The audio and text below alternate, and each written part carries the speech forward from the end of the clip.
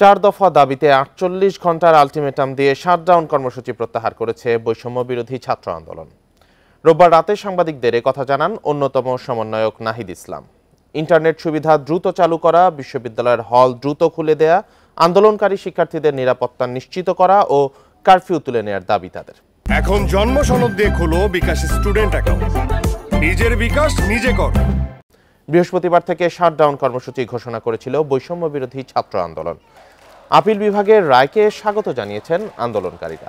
তবে নির্বাহী বিভাগ থেকে প্রজ্ঞাপন হওয়ার পরে আনুষ্ঠানিক প্রতিক্রিয়া জানাবেন বলেও জানান তারা।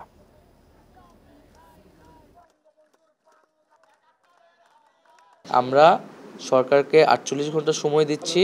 এই ৪৮ ঘন্টা আমরা আমাদের কর্মসূচিকে স্থগিত করছি এবং আমরা চাবো সরকারের জায়গা থেকে সরকার যাতে আইন শৃঙ্খলা ফিরিয়ে আনে এবং জনজীবনের নিরাপত্তা নিশ্চিত করে।